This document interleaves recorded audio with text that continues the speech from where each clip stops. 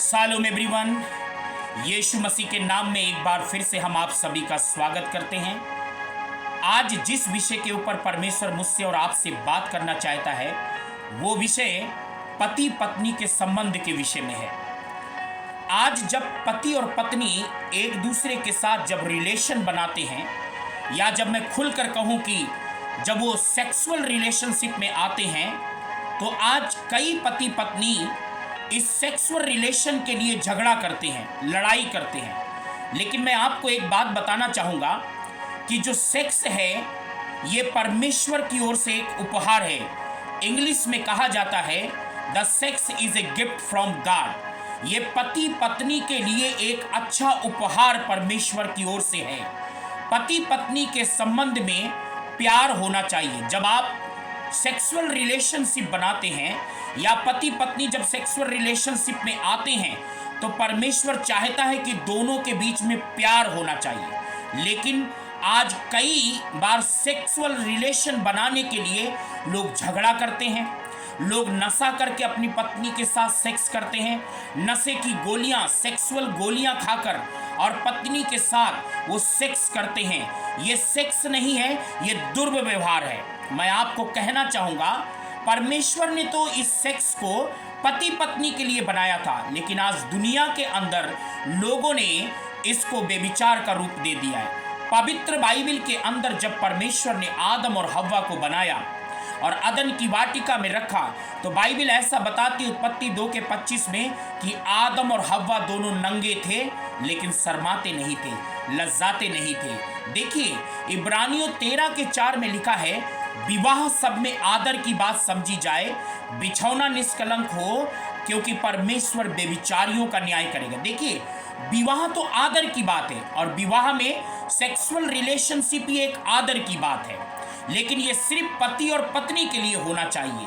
या ऐसा नहीं है कि इधर उधर लोग मुंह मारते घूमते रहें, इसके साथ उसके साथ, पता नहीं किसके किसके साथ वो सेक्सुअल रिलेशन बनाते हैं। वो सेक्सुअल रिलेशन परमेश्वर की ओर से नहीं है, वो बेविचार है।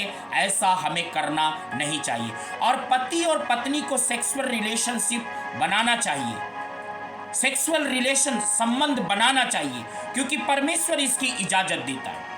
पहला कुरिन्थियों 7:3 में लिखा है, पति को अपनी पत्नी का हक पूरा करना चाहिए और पत्नी को अपने पति का हक पूरा करना चाहिए। 4 पद में ऐसा लिखा है कि पत्नी को अपने शरीर पर अधिकार नहीं, उसके पति को अधिकार है।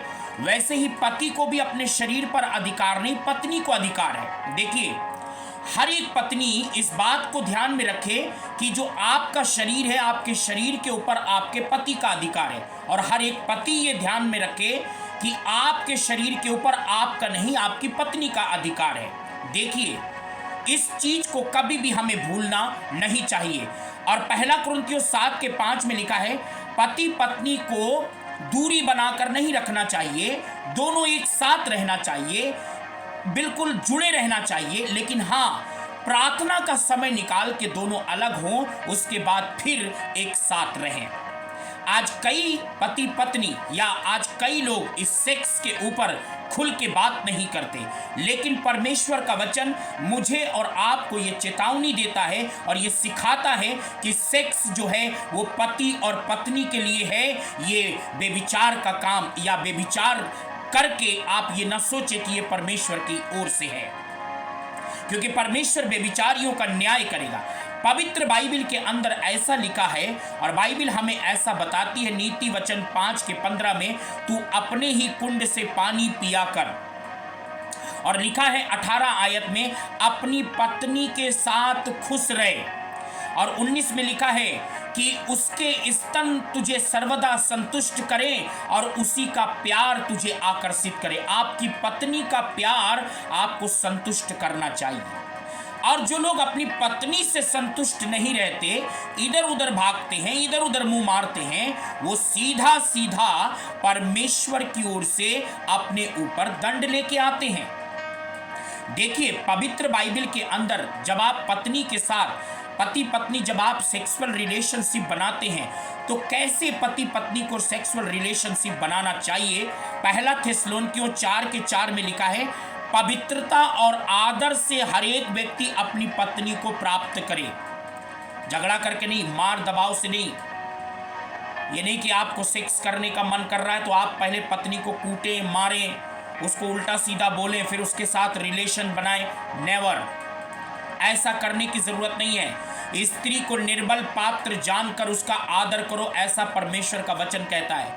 पत्नियों के साथ कठोरता मत करो, ऐसा परमेश्वर का वचन कहता है। जब आप पत्नी को प्राप्त या पत्नी के पास जाते हैं या पत्नी पति के पास जाते हैं तो बाइबल कहते हैं पवित्रता और आदर दोनों की सहमति से। कभी कभी हो सकता है पत्नी का शरीर दुर्बलता में है, पत्नी का शरीर में प्रॉब्लम है, या वो निर्बल है या बीमार है, आप जबरदस्ती उसके साथ ना करें।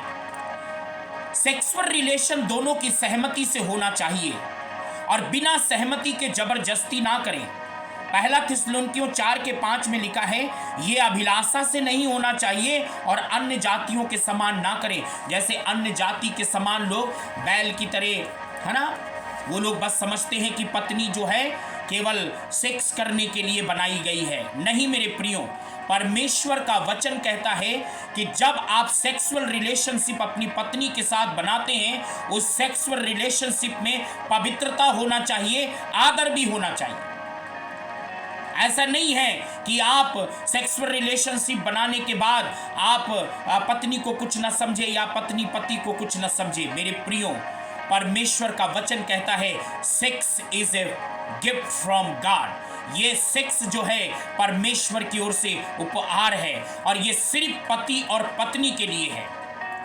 जब आज इंसान को देखिए, आज न जाने कितनी गर्लफ्रेंड बनाता है, कितनी बॉयफ्रेंड बनाता है, न जाने कितने लोगों के साथ सेक्सुअल रिलेशनशिप बनाता है, न जाने कितने लोगों के साथ शारीरिक संबंध बनाते हैं।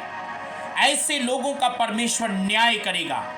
और अगर आप पति और पत्नी हैं, और जितने लोग मुझे सुन रहे हैं, आप पति पत्नी सेक्सुअल रिलेशनशिप बनाएं, परंतु दोनों की सहमति से और पवित्रता और आदर से।